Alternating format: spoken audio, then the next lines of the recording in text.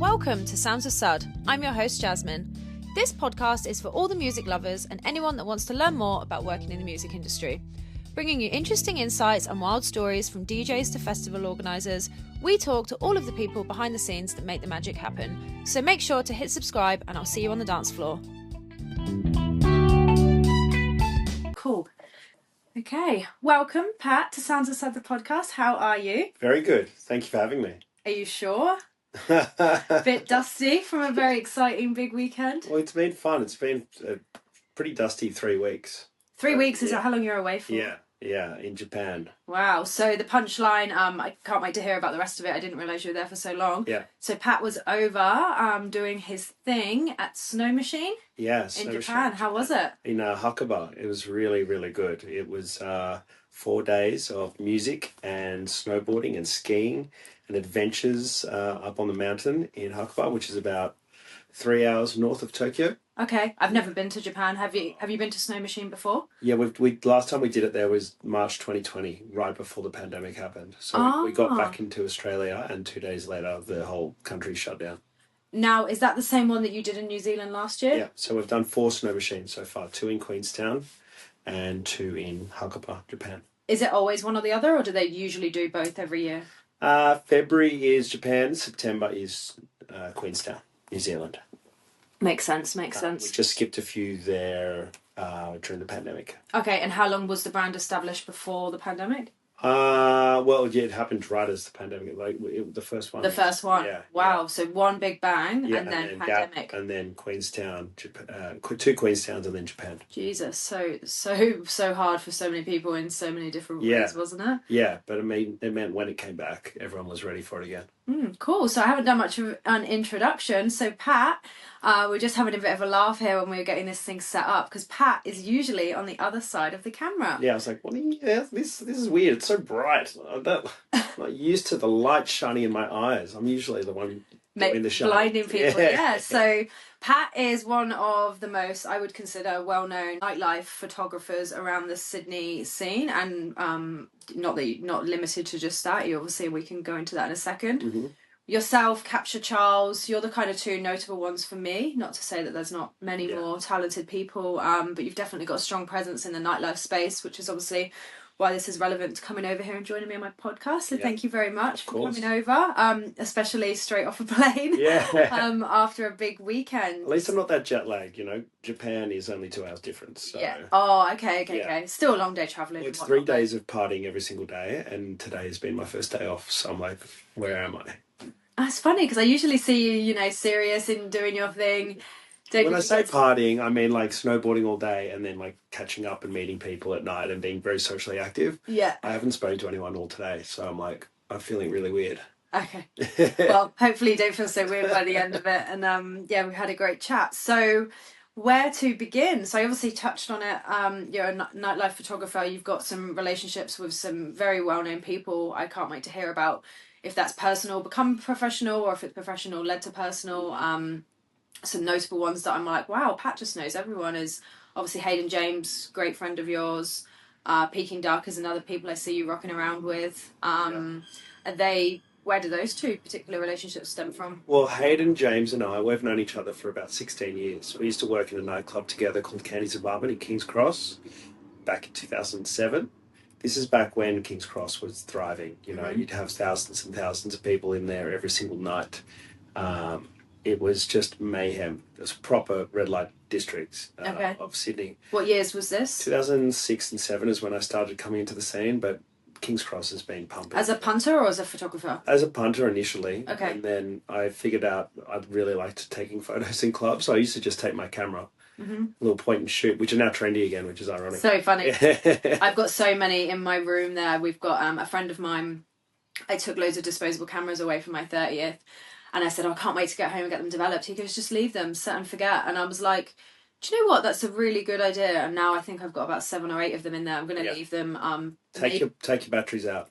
To everyone, if you have a camera, take your batteries out. That's the first thing that will destroy your camera. But disposable? Disposable should be fine. But if you've got like a little digital point and shoot, just take your batteries out. Because they leak after a few years.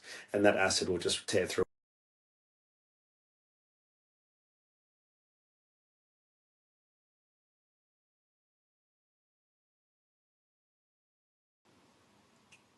And it's given a new recording. I assume it knew what it was doing. Yeah. Okay, sorry. So Yeah. everyone, take your batteries out. Yes, Good tip. batteries out of your cameras. Disposables will last forever. Although disposables do have batteries in them, but there's a little latch on the bottom. You should be able to pop them out. Okay, well maybe when we finish, we'll have a quick look and see. But yes, anyway, how I know Hayden. We were working in the same club, it was Kenny's apartment, and he was the resident DJ playing under the name Hey Now DJs. Him and a guy called Andrew Rose. And I ended up becoming the club photographer there. I took over from a friend, and he's like, "Can you shoot there every Friday, Saturday night?" I'm like, "Yeah, no worries." $50 a night I used to get paid to take photos, which is like insane for me. I used to go out and bring money home.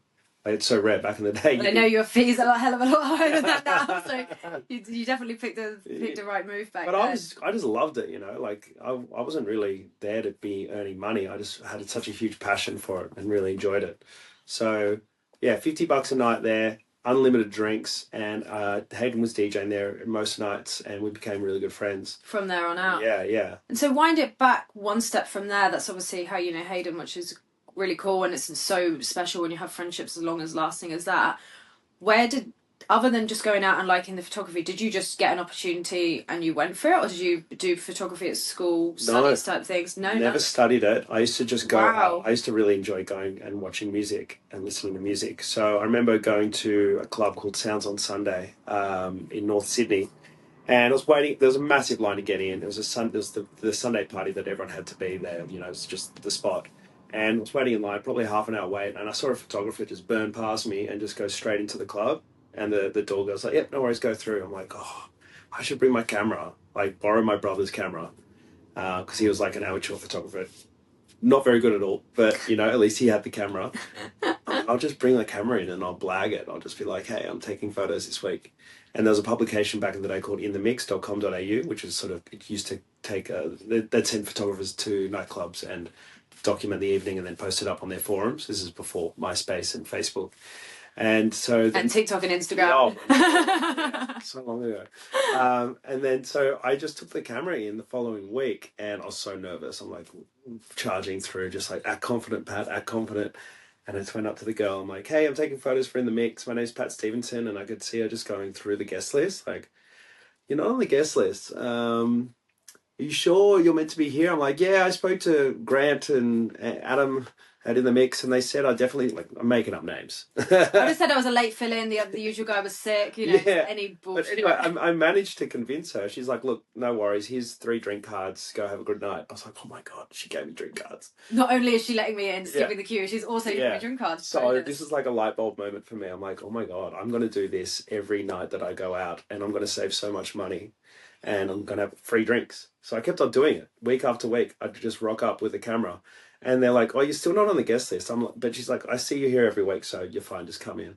And they ended up just... So you kept trying it in the same club? Yeah, but they'd end up just knowing my name, because I was always very, very friendly with them. You know, if you can get them on your side, you can get away with murder. So I just kept on becoming really friendly with and this is not just this club, these are all the clubs in King's Cross. I'm just rocking up with my camera. Then most of the places end up knowing me. And then like... did you actually take pictures when you were in there? Yeah, I was like fully shooting it like I saw everyone else was, but with the shittiest camera. Like literally, like just hustling your way in. I fucking love it. That's so funny. And then one of the clubs was like, "Hey Pat, we see you every week. We'd love to see your photos." Or I think I ended up putting them up on MySpace. And they're like, "We'd really like those shots. Can you come back next week and we'll pay you like $20 and give you some drinks?" I'm like, "Yeah, that sounds great." And then it sort of went up a bit like that. They go, "Oh, we'll give you $50. And then I ended up just shooting like 4 or 5 clubs in a night, and then getting to know all the people and sending them directly to the guys.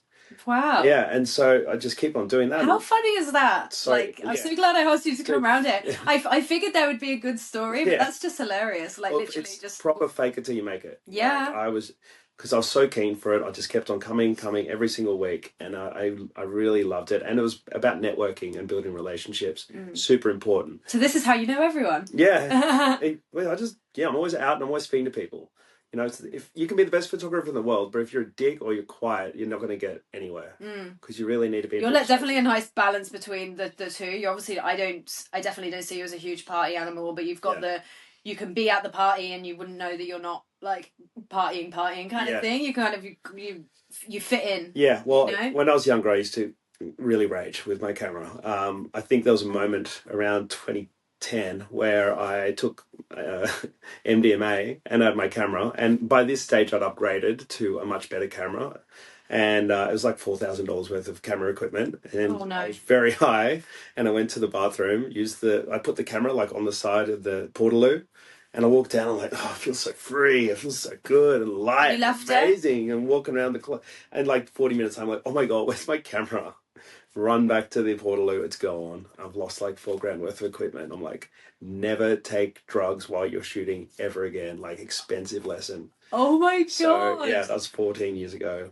And never mind all the pictures that were on it from the night, or was it the start of the night? Well, look, I'd never really taken MDMA and taken photos, and I'm going to say the photos weren't that great.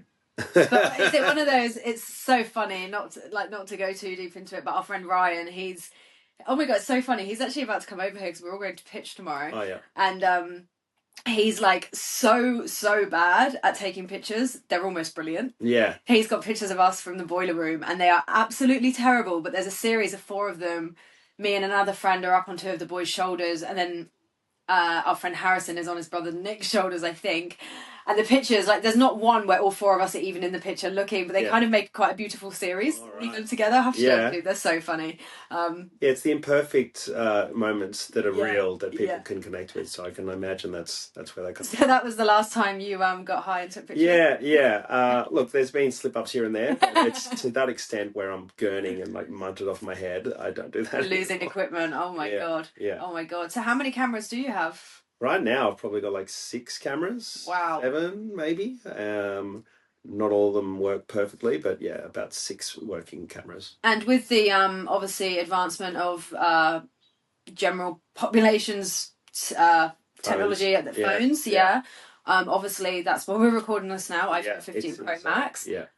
How does that sit with you as a professional photographer and all this money and time you invest into your craft to know that with the right editing and stuff, like definitely, I'm not saying ever that I could take as good a picture as you, definitely not. Yeah. But if you took a picture on my phone, I believe that you could probably make it look as good as one of your professional ones with the right circumstances. How does that make you feel?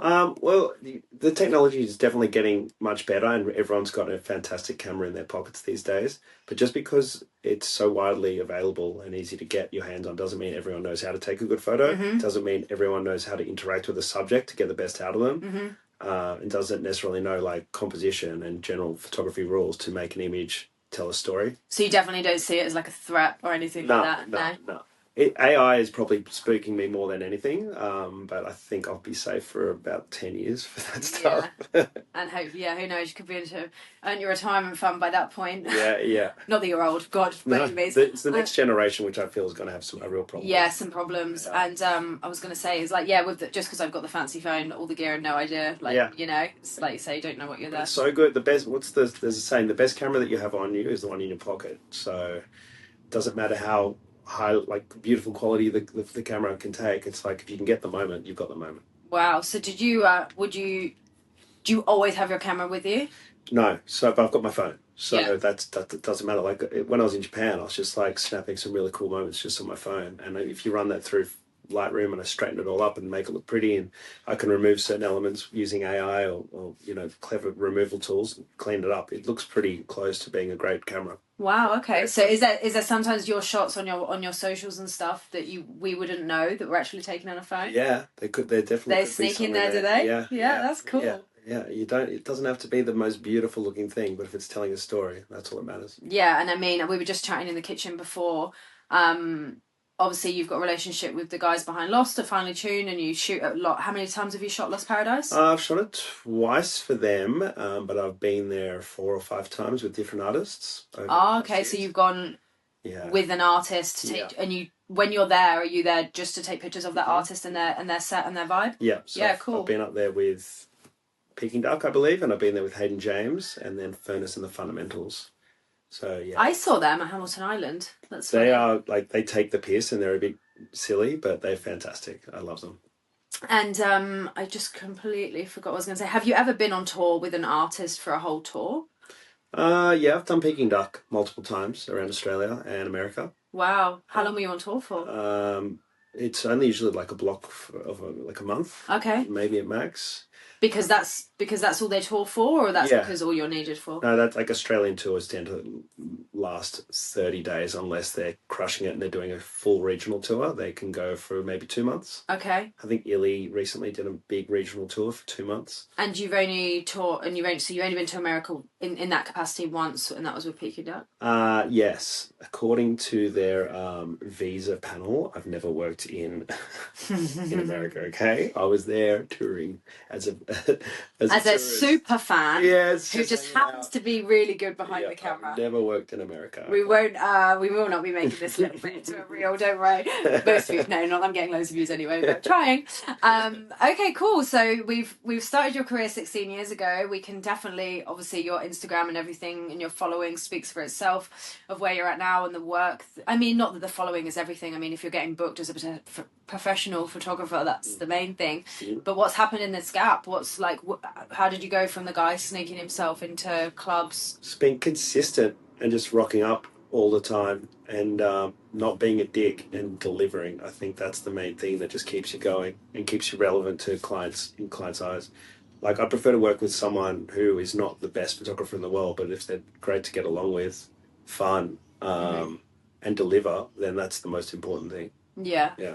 So you started off in the crooks, nooks and crannies of King's Cross. Then how long were you in that scene for? When did you first... Probably started there 2007 and wrapped up around 2011, not like as a final stop, but that's when King's Cross started shutting down with the lockout laws. So work really dried up around that era. A lot of the clubs weren't allowing patrons in past 1:30 a.m. Lockout laws, yeah, sure. And you're only allowed to like have one standard drink and no shots. And the whole of Sydney just got pretty much raped by the laws. Yeah. So what did you do? That's when I started getting into a bit more event-based stuff, working with different brands, doing more portraits and stuff with different bands and DJs. But still in the nighttime space, because I know you do other stuff as well, obviously, so we know each other. But the main focus has always been the music world. Yeah, cool. And then through music, like Spotify would hit me up and go, "Hey, we want to do some corporate shots of their team." Oh, not for covers, but for... No, just for their corporate team. So I'd go into their office and they all just needed fresh headshots. And then through that, there could be someone else who sort of saw my photos. Word of mouth. Yeah. Word of mouth. Where's the coolest place you've been taken, or the coolest brand, or what's the... if you can say, obviously. Yeah, I think... wow, geez. I mean, Japan, 2020, shooting Zoo for a circle set was a highlight on a deck that overlooked all the mountains. Wow. If you look up in YouTube, Zoo, ZHU, circle, CERCLE, you'll see what I'm talking about. It is such a beautiful moment. That was in Iwataki Mountain in Hakuba.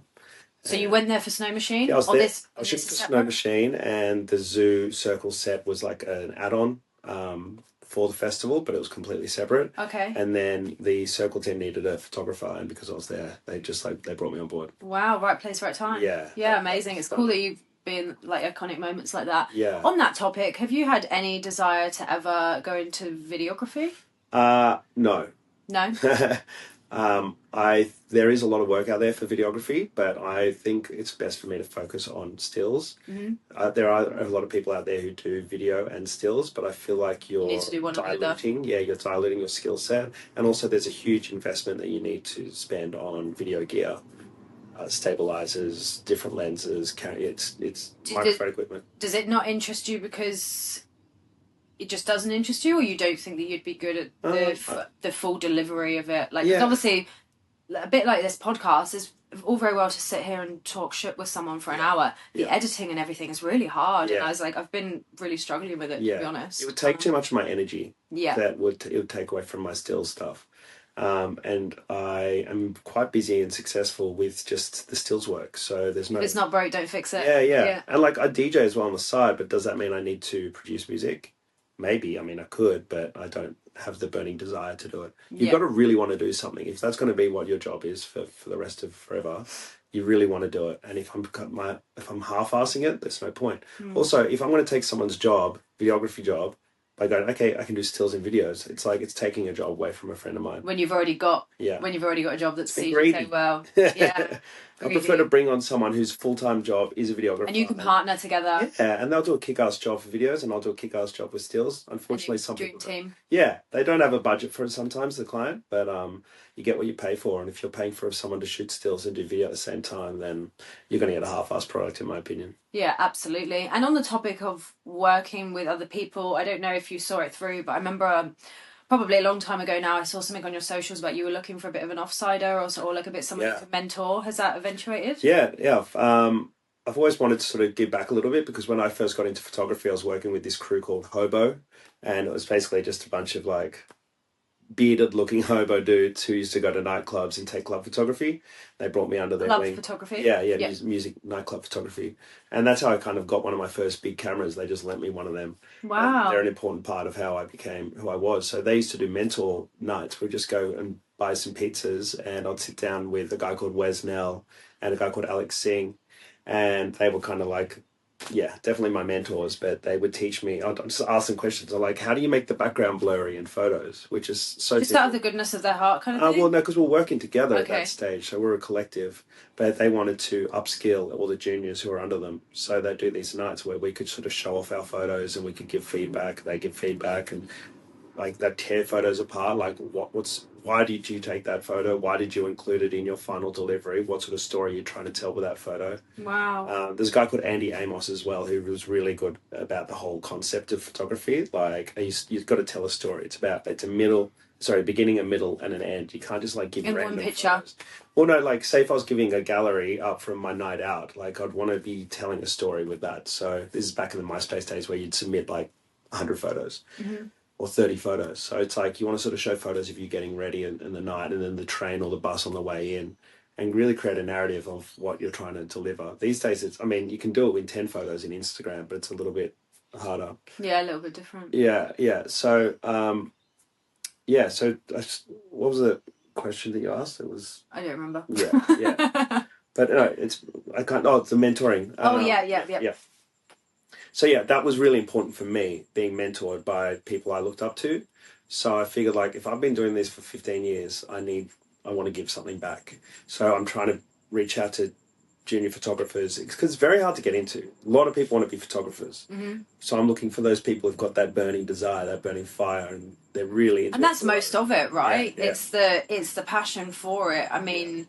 Anyone can go to school and do this and do that, but like if you really love it, and you can tell the enthusiasm, you can tell the people that are in it, and do you know what I mean? Yeah. And the ones that are on the fence. Yeah. So how many people are you kind of mentoring at the moment? I've created a spreadsheet, and there's probably like 30 people on there. How can you help all of those people? Well, no, it's just sort of like a list that I can pull from. So say if like I want to do music stuff or some food stuff or some portrait stuff. And you said you want to come along. Yeah. So it's different. Like I can put it out to 5 people that are in that sort of subcategory. Ah, okay. And then whoever's available from that, I can bring them along to a job. And I've done a fair bit of stuff like food photography. If there's anyone who's interested in that, they've come to me and helped set up the lighting and the stands. And I'm like, just be a sponge, see what I'm doing, and try to don't wait for me to ask to do something. Try to preempt. If you see me like I'm walking across to a sandbag or something, you need to be like, okay, got to sort of... This is what we're doing next. Yeah, because when I was assisting, that was taught to me. You're like, you've got to sort of think ahead of what the photographer wants and be ready for it.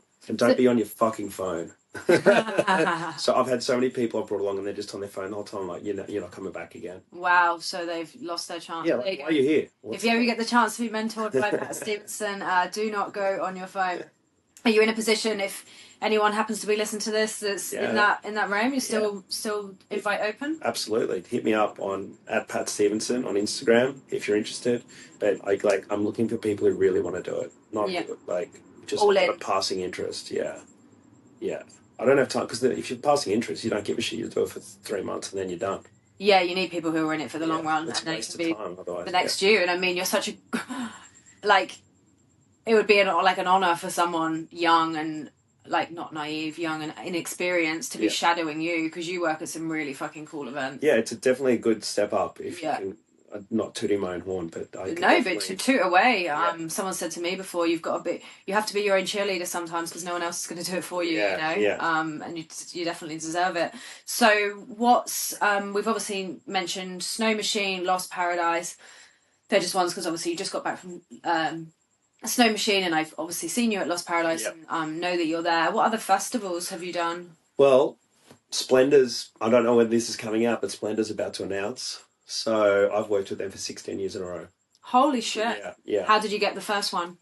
Inthemix.com.au, that website I was telling you about before, the music review website. Oh, so you did actually end up working for them? Well, yeah, they ended up seeing my photos, and I think they caught wind that I was dropping their name. They're like, who the fuck is this Pat Stevenson guy? Who says he works for us? Yeah. It's like, if you're going to say you work for us and you're doing a good job, you may as well work for us. Well, I ended up doing a lot of photo work for them. Yeah, I hit them and became friends with a lot of the guys. Are they still around? No, they're long gone. It's called Junkie now. Okay. Yeah, Junkie.com. Do you have any relationship with that brand? Not so much. I think it got sold to like Channel 9 or something. Oh, okay. All the original crew have moved on, but I still do a lot of work with the original people. Wow. And yeah, so I used to just get in their ears and they'd be like, Pat, we've got Splendor coming up. Do you want to shoot it? It's not paid. But and how big was Splendor back then? 16 years ago is a long time. It's always been big? Like 30K people would go. So do you know how long Splendor's been around for? 20 years, I think. Yeah. So if you got into it right at the peak of its brand identity, and you've been there ever since. Yeah. That's really cool. It was at Belongel Fields in Byron when I first started shooting it. Mm-hmm. And I used to just drive all the way up in my Nissan Pulsar. And do it for free? Yeah. Well, the pass was payment for me. Like, that's an expensive ticket.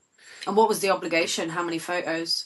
It was quite a lot. I remember like trying to edit the photos overnight for them because they wanted a quick turnaround on my old PC laptop, and it was so slow. But I'd end up delivering them like 300 photos per day. Wow. But I got in the thick of it. That was early days as well. This is 2007. I remember sniffing ketamine. I probably shouldn't be admitting this, but confessions. I like it. I mean, I didn't give you the pep talk that I've given everyone else. I mean, I've tried to keep it PG, but if it's a good story, go ahead. Yeah, I mean, I'm all for it. We all do silly shit when we're younger, you know. So I am not ashamed to say that I've got up to some pretty raucous things. I mean, if you're listening to this podcast, the chances are you probably also have too. So yeah. I remember doing K and walking around with my camera and just because I just felt so drunk off the ketamine, just like bumping into people and taking their portrait and just like stuff that I would never have done sober because I was, the inhibitions are gone once you've had some drugs or alcohol or anything. But I remember like the photos were really cool and like engaging, and I was doing some weird crap. But that's like it's experimentation. It was me going out there trying to get outside my comfort zone, mm-hmm. And I loved it so much that they loved the photo so much that they welcomed me back the year after.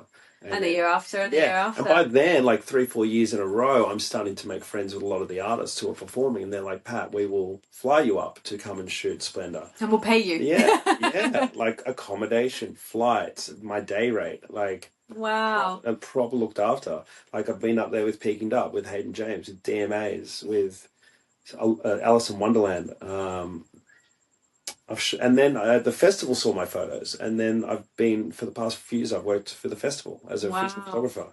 Oh, so at first you didn't. You went there for the ticket, and then you got recognised by brands, and now you actually work for the festival. Yeah, went through publication, then artists, now with the official festival, and that's how it's worked with a lot of different festivals. And I obviously know that at Lost Paradise, just from my own personal presence of being there and seeing other photographers, I think when I bumped into you there, you said there was about 5 of you. How many photographers would you expect to see at Splendor in the Grass? Oh, there's probably about 30. 30? Yeah. Wow. They've got a huge tent set up for all the media crew. Wow. But it's mainly all the different publications, and they're all around Australia. You'll have like someone from Rolling Stone, and even the brands have their own photographers. So like all the sponsors over there, like L'Oreal's doing an activation, they'll send a photographer. Yeah. Wow. Yeah, because it's so important these days to be capturing the content. And also there's a huge financial investment from those brands that without a photographer there's no way for them to prove to the big dogs up in head office what they've actually done. So they're willing to invest. So there's a lot of work to be done at Splendor. There's a lot of money floating around. Yeah, that's hectic. That's a lot. And so what time of year is Splendor usually? Just the end of June. End of June. Okay, so that'll be coming up relatively soon. So if you're going to Splendor in the Grass, look out for Pat Stevenson behind the camera, because it takes a very good one. And In regards to the different styles of photography, obviously we know that nightlife is your favourite. Is there a particular style, not that I know the photography lingo, but a certain type of picture in the nightlife scene? Like obviously Capture Charles is mostly portraits, as far as I know. Yeah, he is. He's mainly people-based. Mainly people-based. What's your favourite? I like to do a mix of both performance and people. I really love what Captain Charles is doing. Like, I love innovation. He's a friend of yours? I've met him through the scene. I wouldn't say we're like best friends, Yeah. but I've a huge amount of respect for his work. Yeah. He, in my opinion, is doing something really cool and not like copying what everyone else has done. And the amount of film that he's burning through. I don't know if anyone knows what he does. Look him up on Instagram, but he shoots just 35mm point and shoot film party photos. So that's incredible. What does that mean? So like you're shooting on a film camera. Like 35mm, you know, not digital. No, you have to go get it developed. Old school. Or he develops it himself. Wow. Which costs quite a lot. It's like $20 or $15 per roll. And then a roll of film costs the same sort of amount of money. And if he's doing 100, 200 photos per night, that really stacks up. I remember my school that I went to in Bournemouth, where I'm from, photography was an option there, and I didn't do it, but some of my friends did, and we had the full dark room and everything, so I kind of got a little bit of exposure to it. But I guess it's pretty cool that in a high school that was offered. Back then I obviously didn't have an interest in it, but you must have a dark room, or is it whatever it is. Well, it's tough with colour stuff. Black and white film is quite easy to develop in the dark room, but I did it at TAFE just out of curiosity, like 15 years ago. It was really fun. But to do colour, I don't know. He must have a lab that he either works out of or does himself. But you'll see, if you look at his photos, they look like nothing else. It's so unique. They're very unique, yeah. He's got a very distinctive brand, and I saw he was over in Europe, and I've seen him in some places, and I'm like, that's so weird that this guy that I know, not that I know him at all, from Australia is now in that place. I've got like a weird, like a connection somehow with or something. It's pretty cool. There's some really great female photographers out there at the moment as well. Like Lost Paradise, the past 2 years, I've been one, maybe in the minority of photographers. That's mainly female photographers. Wow. Like Ruby Boland is incredible. Gabrielle Clement is great. There's just like so many. So much talent. Yeah. Maria Boyages, so her account's also 4 Minutes to Midnight. She's like my go-to. If I'm out of town, I use her to shoot events and music stuff. She's fantastic. So girls are just kicking ass right now. And Girl power. Well, I don't know. It's like because guys have just sort of been, it's so male dominated that the girls have had to work twice as hard to get recognized. And so that's created this surge of like fantastic female photographers. Well, that's good. That's music to my ears. Yeah.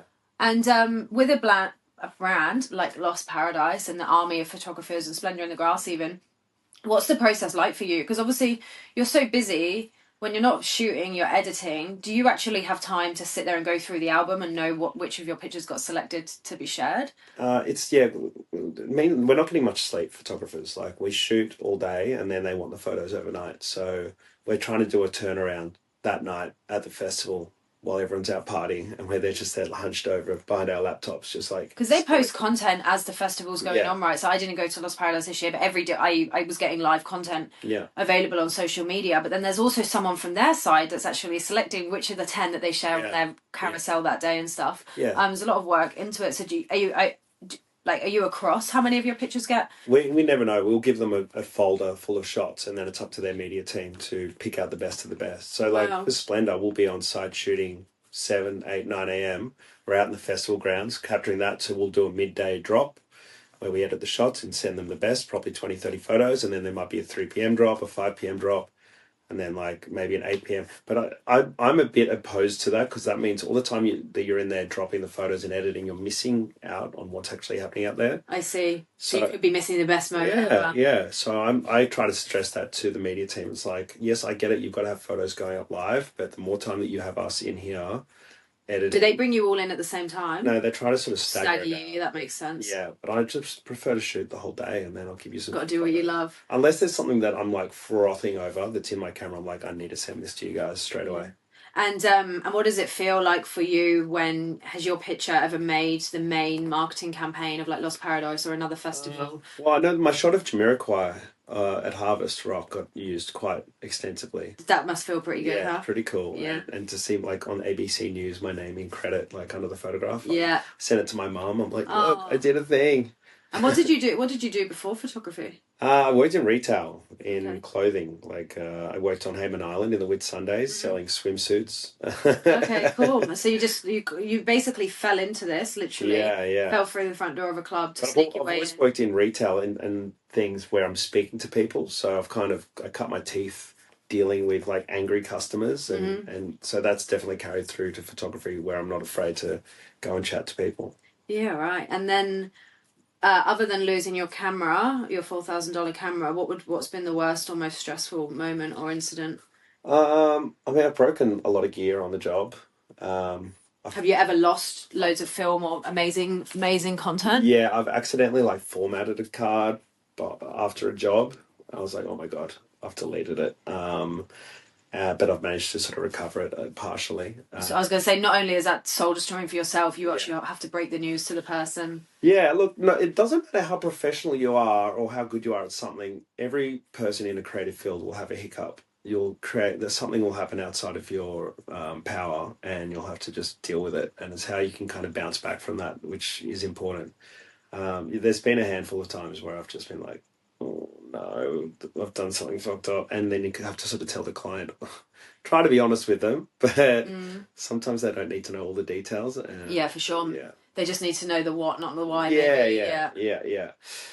So yeah, it's just how you deal with them and make sure that the client doesn't get too angry. But I've lost a few along the way, unfortunately. Oh yeah. Doing some my own fault, and not being too drunk is probably at some events where I haven't taken enough photos. They're like, Pat, is that it? I was like, Wow, not enough. I imagined that you'd be click. But I suppose also like it's quality over quantity, right? Mm-hmm. There's probably a lot of photos, but none of what the brief actually described. I see. And what's a brief like for? Obviously, without giving no brand names or specifics, but what's a typical brief involve? Like most festival briefs are about 3 or 4 pages long, and it's basically if you're shooting for the festival, it's making sure you're covering all the brands and their involvement in the festival and nice clean shots that they can use to then promote. Wow, so it's got quite a big commercial aspect to it. Yeah, because that's the money makers. That's where it comes in, isn't it? Yeah, interesting. Yeah, and then like artist stuff is important, but really those artist photos aren't selling the next year's lineup. Yeah, you're not going to use a shot of DMAs or whoever Tame Impala to push that next year. It's only going to be used in that. I love the candid pictures of people going to festival. I actually can't believe I'm going to pitch tomorrow. We're started talking about it and I'm like actually about to get on a plane tomorrow, which is so exciting. But it's those candid ones where you can just see in one pic, like obviously, the most, I would say, well-known photography saying a picture says 1,000 words. Yeah. Like you just see so much joy and happiness in people. You can see not just the main subject, would you say, of the picture, but the people in the background, just the whole thing. It's pretty special. Well, the way Lost Paradise brief us, their photo, if you look at their Instagram account, their photos are fantastic at those sort of images. They're like not necessarily posed, but it's someone who's in the front row singing, screaming at the artist who's performing on stage. You're like, wow, that person's. And it means so much to the people that are in them too. Like, oh my God, Jazzy, look at this picture of you. Hopefully, not too munted or anything like that. But when you get a good picture like that, because it's a really strong memory. And usually, I obviously get my phone out and I take videos more to try and make this fucking reels and shit to be, they're good memories to look back on. They're fucking tedious to make, but they are pleasant memories to look back on. But I don't ever get any nice pictures, I'm always the one taking it. Most of my friends are guys, and I'm just like, so if I was to be caught in a moment like that, I would love it. It'd be super cool, Facebook profile picture. No, not that anyone changes that anymore. But. It's very rare to be, especially at a music festival where it's sweaty and stinky and blah, blah, blah, to actually have that little moment where you're like, oh my God, I'm actually happy with how I look. Yeah, I actually like that picture. Yeah, it's going to be 36 degrees at pitch on Saturday. Where is that, Victoria? I've never been. Victoria, it's in the, I don't know if it's it's Grampians. Okay. In a place called Moyston, I think. The bus from... That name sounds disgusting. I could be saying that completely wrong, but Moyston. The bus from Melbourne CBD takes about 2.5 hours. Okay. 36, geez. 36. There's been really bad risks of bushfires, so I'm knock wood. We're Yeah, so we're in the clear. I mean, they definitely would have had to call it off by now if Yeah. they were going to, so it must be deemed safe. Yeah. Or whatever. So, any other festivals of note? Like America, I've been to Coachella like 4 times. Working? Yeah, nope. No. Again, America immigration. No, not working at all. Been there as a tourist. And taking some amazing pictures. Yes, with my phone.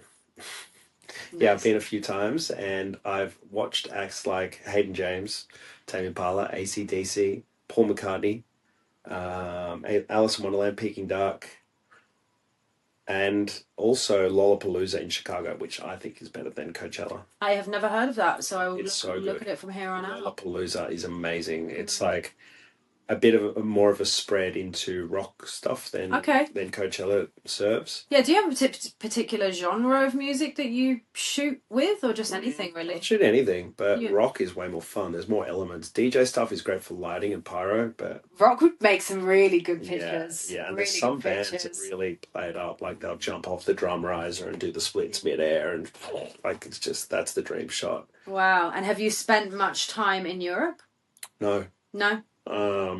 I was meant to go to Tomorrowland with Hot Tub Time Machine last year, I think, but that fell through. I just saw he announced his new tour today. Yeah. Are you doing that? I am doing...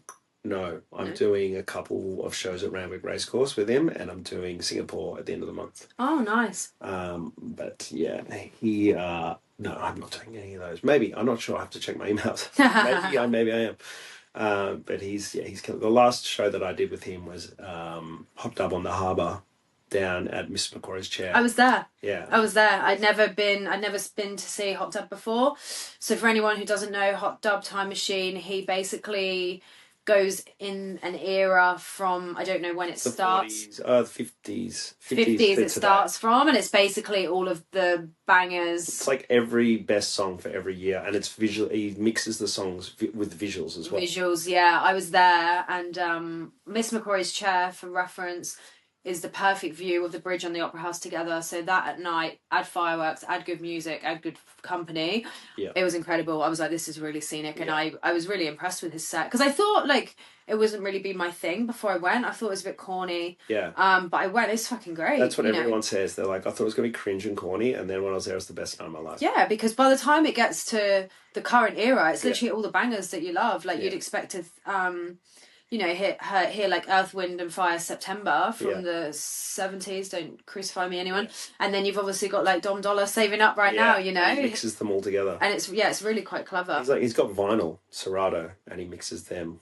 So it kind of there's scratching and stuff involved. Wow. Yeah, that's super cool. His performance is huge. Yeah, and he really interacts with the crowd and stuff. He's definitely a good showman for sure. So yeah, never in Europe, never as a I've been to Ibiza, like just to sort of have a bit of a clubby week, but no. So even on holiday? I've been there brunch on holiday, but never for work. Never for work, right? Would you like to? Yeah. Is it like a bucket list thing? Well, we're going to do a wine machine festival. The wine machine was the first one to come along. Goes to all the different wineries around Australia. We're going to do one in the south of France, but that ended up cancelling. Yeah, that's a shame. Talking of wineries, you did Grapevine, didn't you? I was touring with Hayden James. You told me with Hayden, yeah, because I think I might have been there, and then I saw that you were there afterwards. So Grapevine's like the competitor to Wine Machine. Oh, okay. Yeah. So is that a bit of a no-go for you, because you've got a relationship with the other guys? Yeah, but these days I'm like, I don't care. Yeah. Work is work. It's all love, mate. Yeah, it's got to be done. Yeah, cool. Yeah. And then, God, I have so many questions. So we've talked about where you came from. So in those years... When did you first go overseas with photography? 2009 was my first Coachella. So that would have probably been the first time. It was my first time in New York. I was just so blown away. New York and Tokyo, to me, are the two spots that inspire me the most. Okay. Like Los Angeles is okay. It's just so different than Sydney, and so much is happening. You can feel the energy. LA, I'm not huge on, but every time I go back to LA, I like it a little bit more.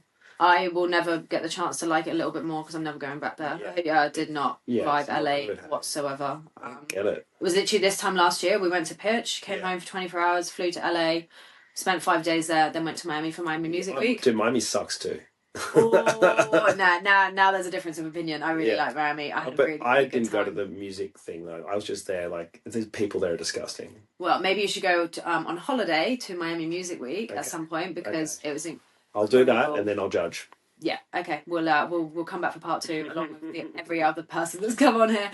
So they're just so different. And what's the standout about? Obviously, New York is New York. I mean, it speaks for itself, right? But Japan, I don't know much about. Tokyo is it's crazy. People are so different, so polite. There's like neon lights everywhere. This public transport's fantastic. It's so futuristic. All I see on social media is like Japan has done it again. Japan has done it again. They're just so ahead of the game with like everything. Oh, dude, they're so backwards. They don't have PayPass everywhere. They're getting a bit better, but like everything's a paper. I've never used cash and coins so much until I've been there. So Japan is how weird that they can be so so smart yet so. The public transport system still like you have to buy a ticket. You can't just tap on your Visa or your MasterCard or whatever. It's like in Australia, it's so easy. Just bang, just tap, whatever. It doesn't matter. But you have to buy a ticket, feed it into the system, then take the ticket, keep it in your pocket. I'm like, what? So old school. That's so bizarre because I thought that they were so like futuristic and really technologically advanced. That's crazy. That's one thing they're lacking. Interesting. Yeah, food for thought. And everything's wrapped in plastic. Plastic. Oh, I don't like plastic that. Wrapped in plastic. Yeah, they've got to get away from that. Yeah, but apart from that, stunning. The people are so amazing and polite. Good to know. I definitely have to add that to the list. I mean, I'm not sure when I'm going to have time for all of these holidays, but you never know. Maybe I'll get to go and work somewhere one day, doing something. Just inherit billions of dollars. Yeah, I'll go work my way into front of clubs and see where that takes me over the next 16 years. So, in regards to the rest of this year, we've obviously dropped a little bit potentially. Oh, we'll be working with Splendor again. Because is it hard for you in the sense of like, obviously, even though you're so well regarded in the industry and you always seem to be busy, do you ever have any hairy moments? Like, you've obviously got bills to pay like everyone else. Technically you are a freelancer regardless of your relationships. How far in advance do you have your schedule planned out? I like kind of work day to day a lot of the time, but I like to have things locked in. Like if someone's coming to me, they're like, we might have something coming up, like just lock me in as soon as possible because those dates will get booked out. But it's really, it can be like, I can have the busiest month where I'm doing 3 gigs a day, 7 days a week. And then I'll have like 2 weeks where there's no work. Usually around January, February, it just dries up. And I'm like, oh my God, am I ever going to have a job again? Like, is this it? And then before I know it, I'm busy again. So. And what's the furthest someone would book you out for something?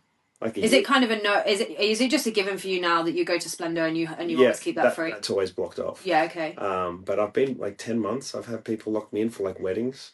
I was going to ask, do you ever do any what's the word? Like not the opposite of commercial, like personal kind of stuff? Yeah, like I guess portraiture and stuff. Yeah. I do. I very rarely do weddings. Okay. I'm very picky on which weddings I shoot. They usually have to be friends of mine.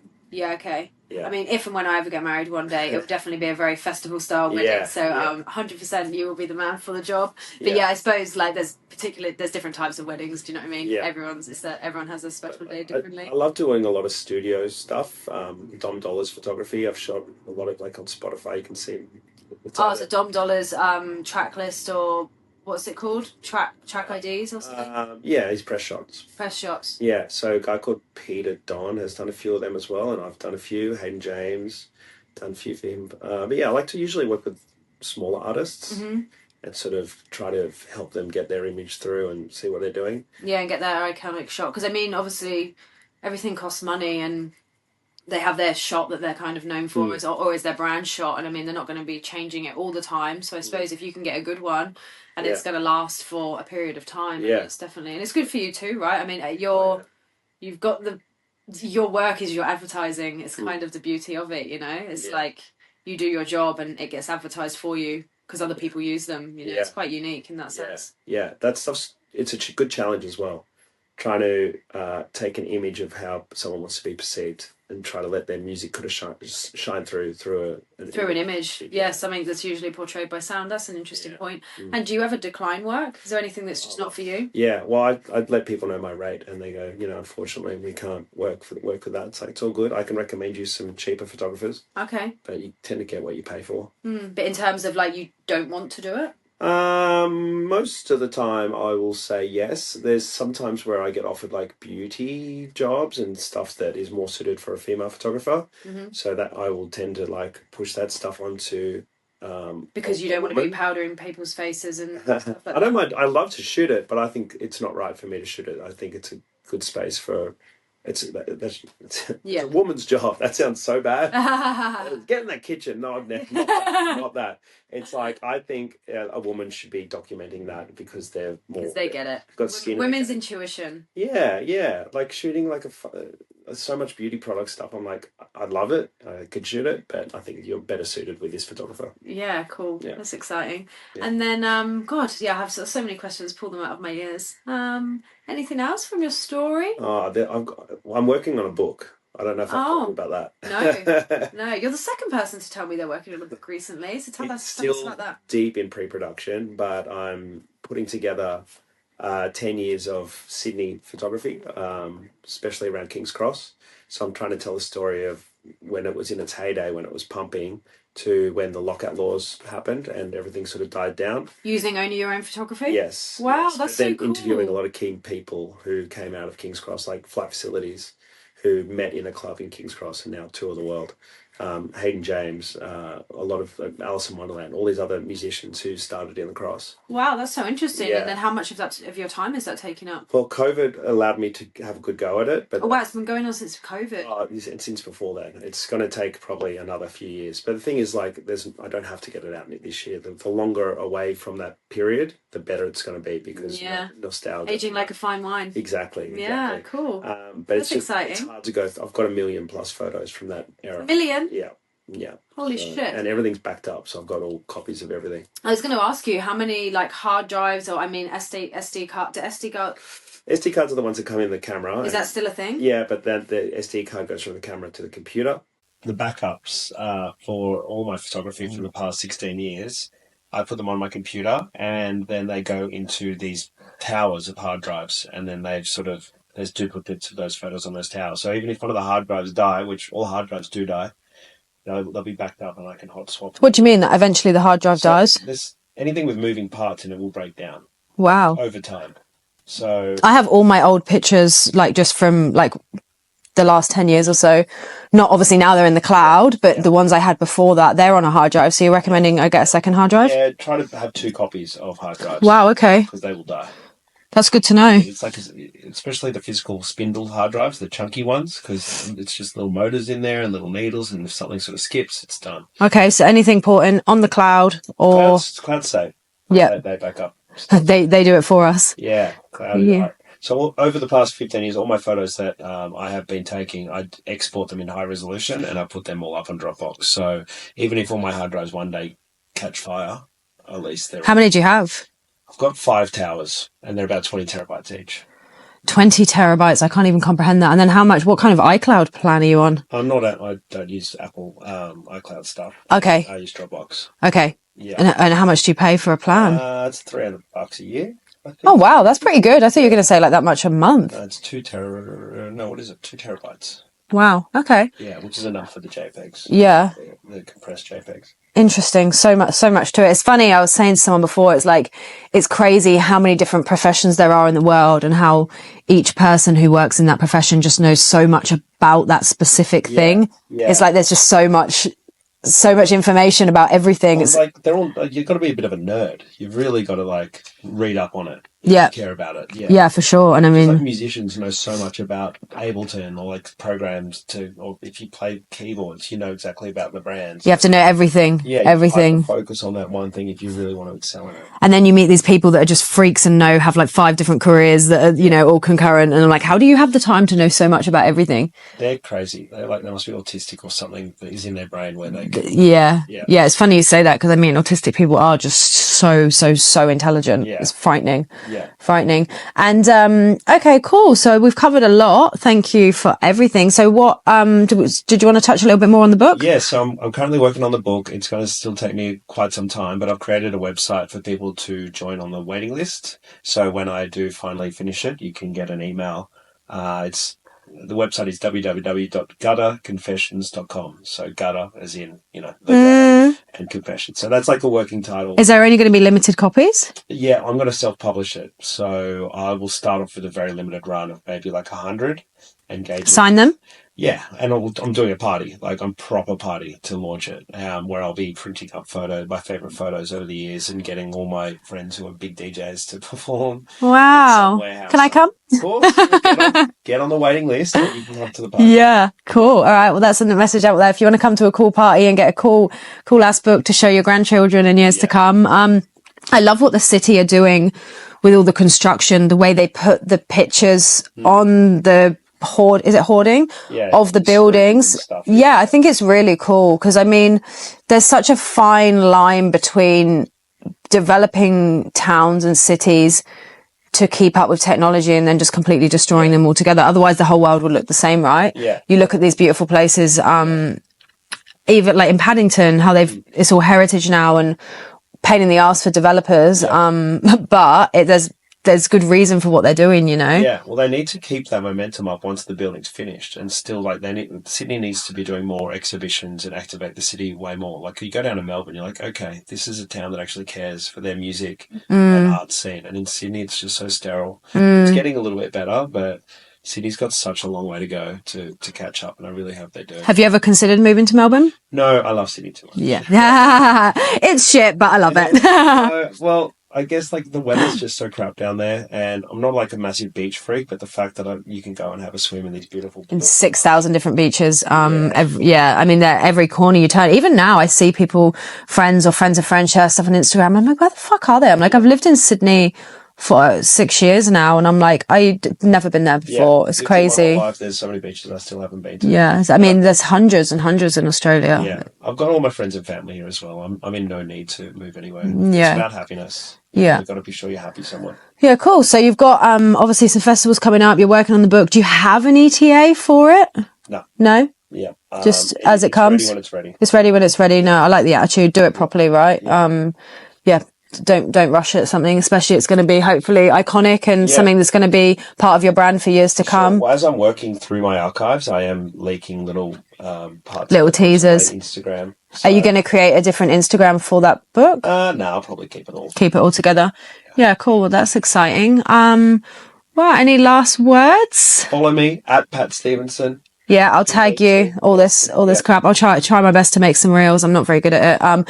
Usually it's funny because usually people will send me videos and I'll try and merge that over what we've talked about. But you're a photography guy, so we'll have to see what cool pictures. I'll send you some photos that will definitely incorporate in and get some best bits. On my website, I've got a bunch of shots, but I'll send you some of my old school stuff so you can sort of see how far I've come and some of the craziest photos. Yeah, I want to see the quality. I think you've probably always been great because I think you're a natural for it, but I would love to see the quality of the pictures that you have as your portfolio. Yeah. So maybe we'll do that. Yeah, sure. But I hope you get some rest. So when are you working next?